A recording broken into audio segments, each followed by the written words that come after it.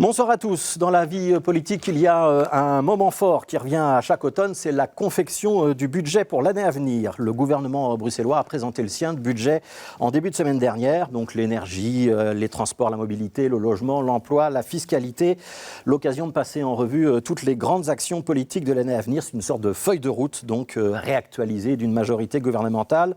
À BX1, il nous semble donc normal de consacrer un petit débat à ce budget 2023 de la région bruxelloise. On va le faire avec Marc-Jean Gijsels, député bruxellois pour le Parti socialiste dans la majorité, et Petia Obolinski, député bruxellois pour le PTB dans l'opposition, tous les deux membres de la commission des finances et des affaires générales.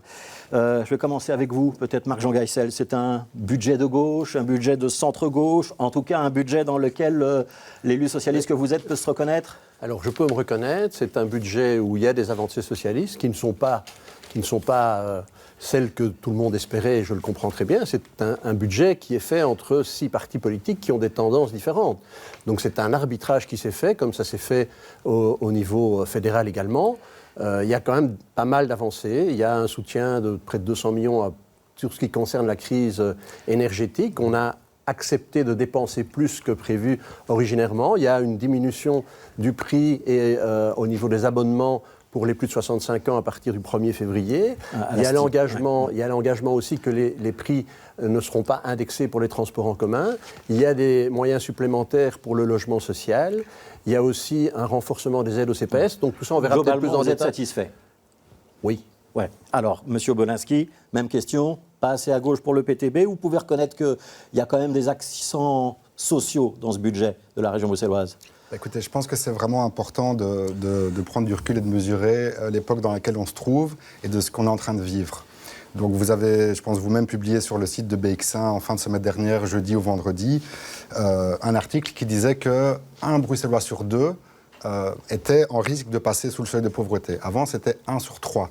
C'est les organisations de lutte contre la pauvreté qui ont signalé, qui ont tiré la sonnette d'alarme. Aujourd'hui, 17 octobre, c'est la journée de la lutte contre la pauvreté. Elles se mobilisent et ces gens-là disent... On est face à une situation, un appauvrissement, je pense, il disait, sans précédent.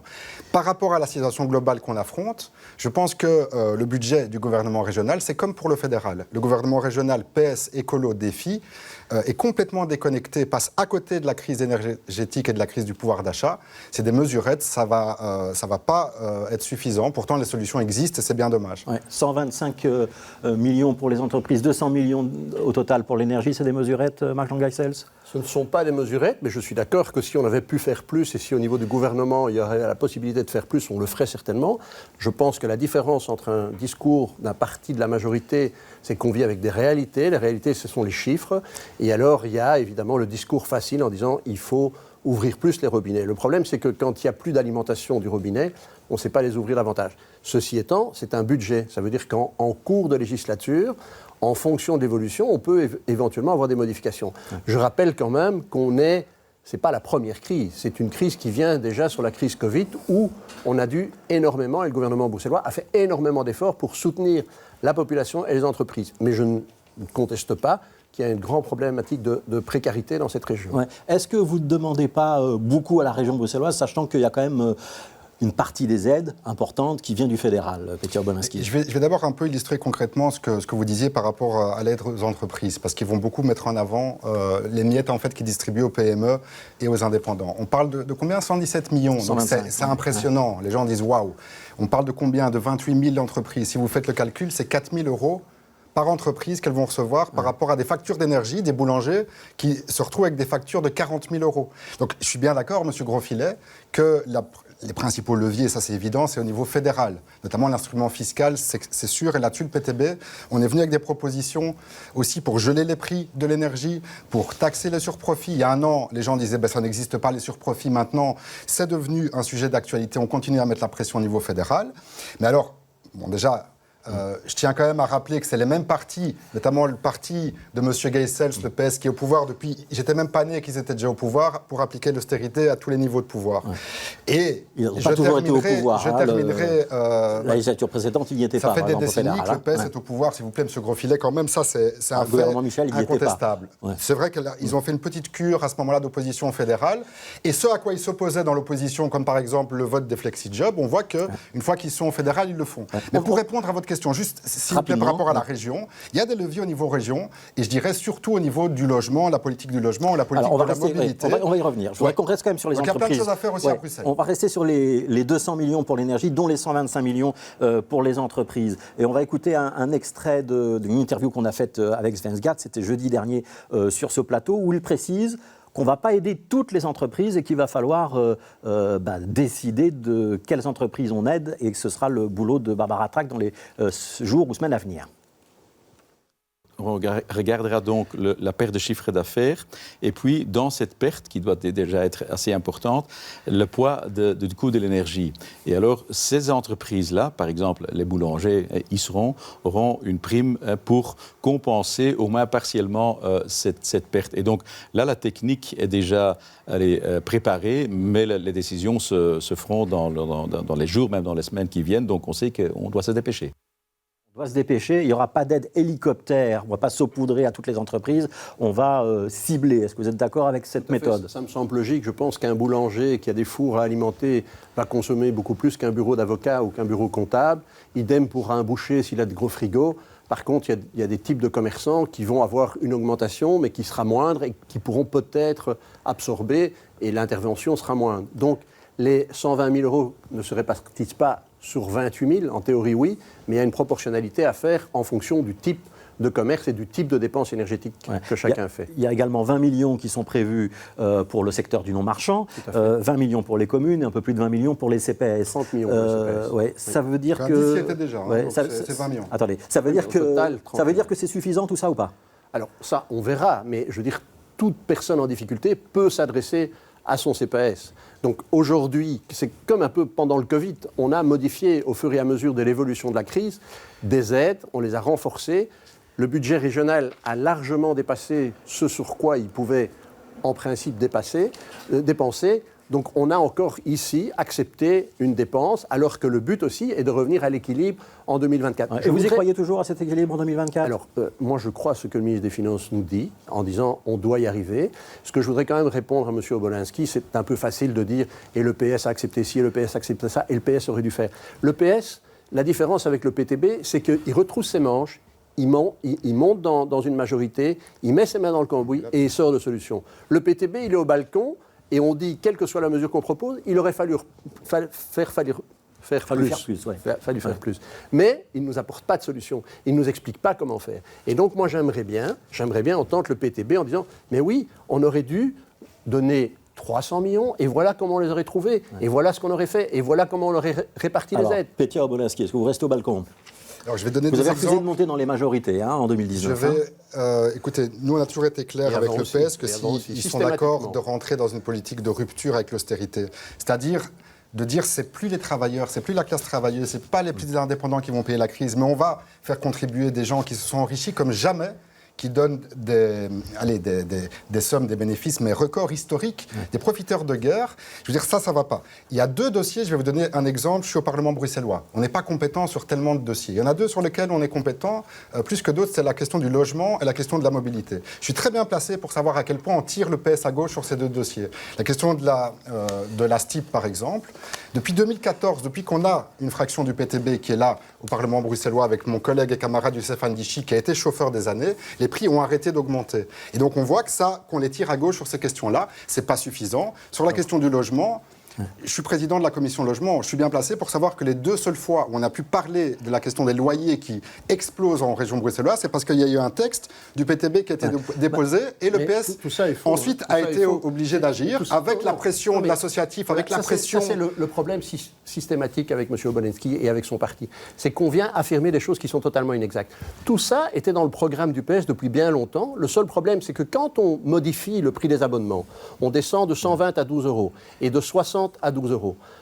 Pendant qu'on a aussi une crise extrêmement grave, puisqu'on compte à peu près 100 millions de dépenses supplémentaires pour assurer les dépenses énergétiques de la STIP.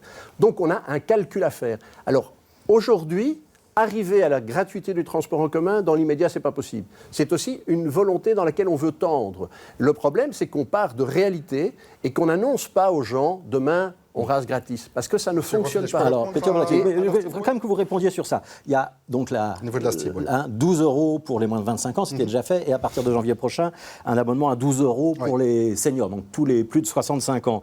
Et également l'engagement qu'il n'y aura pas d'augmentation du prix du ticket de la STIB malgré les coûts énergétiques qui explosent. C'est pas une politique de gauche? C'est un bel effort et c'est pas évidemment. lié au PTB, hein. Est-ce que vous pouvez me laisser répondre sans m'interrompre toutes les 10 secondes? Ça serait bien, M. Geisels. Si vous ne dites pas n'importe quoi, oui. Hein? Oui, parce que, voilà, donc évidemment que c'est une bonne chose. Nous, on a toujours défendu avec le PTB un développement des transports publics de qualité, aller vers la gratuité, on l'a toujours défendu. Comme je vous ai dit, depuis qu'on est arrivé au Parlement bruxellois, en envoyant le premier ouvrier de l'histoire du Parlement qui n'a pas trahi son milieu d'origine et qui parle pour tous les travailleurs de la STIB et qui se bat au niveau de la mobilité, on voit que ça les tire plutôt à gauche pour investir un peu plus dans la STIB. Mais c'est pas suffisant.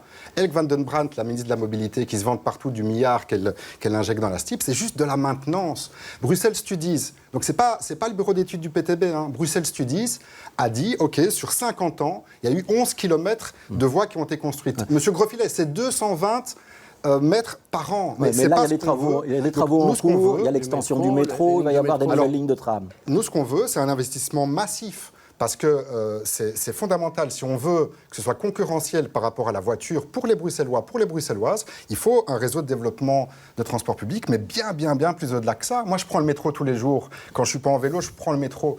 Mais vous avez des retards systématiques. Le milliard de maintenance, ce n'est même pas suffisant. Et donc, c'est le cabinet même de la ministre de la Mobilité. Renseignez-vous auprès de vos collègues en majorité, M. Geisels, qui nous disent, voilà, on a fait 220 mètres par an. Mais est-ce que vous pensez vraiment que c'est ça c'est ce genre de mesure qui va faire que les Bruxellois vont laisser tomber la voiture? Non.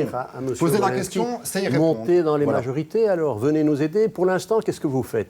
Vous affaiblissez le PS et vous faites la politique finalement de la droite. Parce que quand les gens dispersent leur vote en soutenant le PTB, ils affaiblissent le PS. Les avancées dans ce gouvernement au niveau du soutien aux plus précarisés, c'est le PS qui l'a obtenu. Et vous n'arrêtez pas de nous critiquer. Et vous venez avec des discours faciles, mais vous n'apportez pas de solution. Où est-ce qu'on trouve, alors que Bruxelles est sous-refinancée notamment par le fédéral, et ça vous le savez très bien, on en discute chaque année, où est-ce qu'on trouve des milliards supplémentaires pour augmenter les lignes de métro? Monsieur Geisels, apparemment, vous voulez m'attirer sur la question de la participation au pouvoir. On reviendra peut-être ici au moment des élections communales, parce que mon parti, on est très ambitieux, on veut changer la société. Mais sur le problème du financement, pour le monsieur fait de Boninski, sortir de ces politiques néolibérales d'austérité qui font payer la crise aux travailleurs. Comment on fait? Sur la question, moi je pense, j'ai répondu tantôt qu'il y a des solutions sur la table que le PTB défend au niveau fédéral. C'est là que les leviers fondamentaux sont, et c'est là que vous ne faites pas ce qu'il faut faire. Vous n'allez pas chercher les surprofits, vous allez les égratigner. Vous n'allez pas taxer les grandes fortunes. Oui, donc c'est ce que je dis. Mais est-ce que je peux répondre, M. Geisels? Juridiquement, donc, avec les contraintes européennes, avec les lois fédérales, avec les possibilités de recours devant la Cour constitutionnelle. On n'est pas en Chine ici. Hein. Ce n'est pas le pouvoir qui décide et qui impose tout. Le tournant néolibéral en Europe s'est fait à un moment où votre parti était aux manettes partout en Europe. Le Parti socialiste, au moment de la stratégie de Lisbonne, il était au pouvoir partout. Donc le petit jeu de dire « ouais, non, on n'en peut rien, il y a d'autres niveaux de pouvoir », les gens, ils en ont marre qu'on les prenne pour des imbéciles. Ils voient très très bien ce que fait le PS et ce que ne fait pas le PS, la différence, le gouffre entre ce que vous dites dans la rue et ce que vous faites une fois que vous êtes au pouvoir. Deuxièmement, et c'est ce que j'ai dit, au niveau régional, il y a des leviers. On peut vraiment améliorer la vie et le pouvoir d'achat des gens. Quel levier on peut Sur la question des logements sociaux, Nawal Benamou, qui est la ministre du Logement, qui est la secrétaire d'État au Logement, avec les 25 millions supplémentaires qui sont mis dans le budget, M. Grosfilet, combien de logements sociaux on peut construire par an, à votre avis? C'est vous qui avez la 100, réponse. 150 Elle ne va jamais arriver à combler les objectifs qu'elle-même se fixe. Il y a aussi le projet Trèfle à Anderlecht, 460 logements. Donc en finale, en 2023, peut-être 600 à 700 logements nouveaux construits, plus des tas d'acquisitions. C'est quand même une ministre qui avance énormément. C'est elle aussi, parce que vous allez me dire après que c'est vous, parce que vous êtes dans la commission logement, soyons sérieux, c'est elle aussi qui a bloqué en partie l'indexation, notamment sur les PEB F et G, qui a diminué l'indexation. C'est un texte que le PTB a déposé en mai-juin dernier. Ça faisait des mois que l'associatif se mobilisait. Premier jour de la rentrée parlementaire, ils étaient là pour mettre la pression sur la ministre en disant voilà, le PTB a un texte qui va dans le bon sens. Je trouve ça très très bien qu'on a réussi à bloquer l'indexation des loyers à 2%. C'est une victoire importante. c'est pas suffisant par rapport à l'augmentation des loyers de 25% hors indexation, M. Geisel. Revenez un petit peu les pieds sur terre. Mais c'est déjà une étape importante et ça montre, contrairement à ce que votre parti n'a pas fait depuis des décennies, que le gouvernement peut intervenir sur le marché pour le bien commun. Et je pense que par rapport à ce que vous dites sur les logements sociaux, la secrétaire d'État elle-même dit qu'elle ne va pas réussir à combler les objectifs qu'elle se fixait. 100 par an, mais c'est ridicule. Il y a 51 600 familles sur la liste d'attente. Je suis désolé, on ne vit pas sur une liste d'attente. Les gens sont dans une situation impossible. Et je vais terminer là-dessus, il nous reste 4 minutes. Je voudrais vous poser une dernière question. C'est moi qui fais l'arbitre. Je voudrais quand même vous poser une dernière question, si vous voulez bien. Le déficit du gouvernement bruxellois, du budget bruxellois. Donc c'est 7 milliards, le budget global. On est avec un déficit annoncé de 400 millions.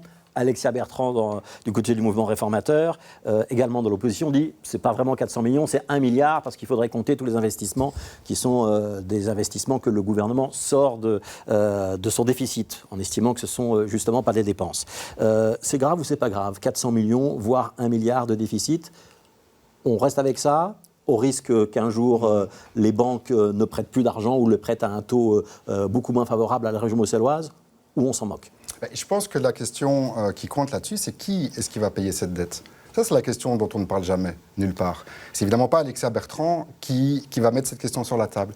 Le problème, c'est qu'on est face à des besoins sociaux, des besoins écologiques qui explosent partout, notamment à Bruxelles, région bruxelloise qui est une des plus riches d'Europe. Mais donc 400 millions de déficit, c'est grave, on peut aller plus loin, on doit aller moins loin. Mais je pense que ce qui est grave, c'est de faire payer les travailleurs, la classe travailleuse, les petits indépendants, distribuer des miettes, envoyer les gens au CPS. Et donc ça veut dire quoi? Ça veut dire qu'on devrait s'endetter plus ou pas? Comme travailleur social. À l'époque, déjà, les gens qui faisaient l'accueil au CPS étaient complètement débordés. La solution du gouvernement que défend ici M. Geisel, c'est d'envoyer les gens au CPS pour recevoir des miettes qui ne sont pas du tout suffisantes. Ou les petits indépendants. Je repose ma question, M. Boleski. Oui. Est-ce que c'est grave ou pas grave, le déficit? Est-ce qu'on peut s'endetter plus pour avoir plus de politiques peut-être généreuses? Ou est-ce qu'on ne le fait pas? Si on fait payer des gens, des secteurs, une petite minorité rapace qui s'est en fait enrichie grâce à la crise, alors je trouve que ça va dans le bon sens. C'est eux qu'on doit faire payer. Donc, ce qui est grave, c'est qu'on continue à marcher. Je n'ai pas dit ça. La question, c'est qui paye cette dette? C'est le contribuable à long terme. Il y a des gens qui se sont fait des bénéfices, des surprofits. Monsieur Grosfilet, je ne sais pas ce que vous vous rendez compte, c'est quoi les surprofits? Avec mon parti, on a mis ça sur la table. On disait ça n'existe pas. PS disait ça n'existe pas. On est venu avec des études. Maintenant, ils disent oui, effectivement, il y a des secteurs, il y a des géants de l'énergie, il y a des géants de l'armement qui se font des bénéfices. Et donc le gouvernement fédéral va fonctionner. C'est eux qu'il faut faire payer et c'est une urgence sociale et écologique. 400 millions de déficit sur 7 milliards. Est-ce que c'est grave? Est-ce que c'est pas grave? Dans l'état actuel de la situation, non, évidemment. C'est toujours grave d'être en déficit, mais je crois ici qu'on doit vraiment parer au plus pressé. On doit aider les gens qui sont dans la précarité, pas avec des beaux discours, pas avec on aurait pu faire ça, on n'aurait pas. Vous n'avez pas. Et quand Alexia Bertrand dit c'est pas 400 millions, en réalité c'est 1 milliard. Alors, il va falloir rembourser plus tard. Le milliard, c'est de l'investissement, donc on ne s'appauvrit pas. On investit pour l'avenir. C'est comme quand vous achetez une maison, c'est vrai que vous dépensez chaque mois pour acheter votre maison, mais en final, cette maison, elle est dans votre patrimoine. C'est ce qui se passe avec ce milliard. Donc c'est faux de dire que c'est de l'endettement. Une banque publique qui permet à l'État d'investir pour les besoins de la population. On reste dans le débat régional on reste dans le débat régional. C'est pour s'endetter auprès d'acteurs qui n'ont juste que le bénéfice. Le but, c'est de faire comprendre aux auditeurs l'effort que fait le gouvernement bruxellois. Pétir Bolinski, le budget, donc vous allez commencer les travaux maintenant en commission, vous ne le voterez pas? Ce sera un vote au contre du PTB? Ça m'étonnerait par rapport à tout ce que je vous dis depuis une demi-heure. Donc, le PTB, c'est contre ou abstention. On ne vote jamais rien au PTB. Le gouvernement PES, écolo et défi, il n'y a aucune mesure que vous approuverez dans ce budget. C'est un sparadrap qui ne colle pas sur une plaie béante. Est-ce qu'il y a une mesure dans ce budget que vous approuverez ou pas? Moi, je ne suis pas dans le secret des dieux. Je n'ai pas encore eu le budget. On a eu la conférence de presse du gouvernement. On réagit par rapport à ça. Donc, on va recevoir les documents, on va étudier. Marc-Jean Geisel, vous le voterez? Alors qu'on pourrait franchement montrer une force commune de la gauche à Bruxelles, on est toujours divisé avec le PTB parce que le but du PTB, ce n'est pas de régler les problèmes, c'est de les entretenir, de les aggraver uniquement pour faire du populisme. Voilà, et je sens qu'on ne vous mettra pas d'accord et que vous voterez différemment sur ce budget. M. Geisel vient du MR, donc c'est logique. Il y a une certaine logique néolibérale. Voilà, quelques attaques ad nominem pour terminer. Allez, c'était Pétir Bolinski pour le PTB, donc dans l'opposition, Marc-Jean Geisel pour le Parti Socialiste dans la majorité. Merci à tous les deux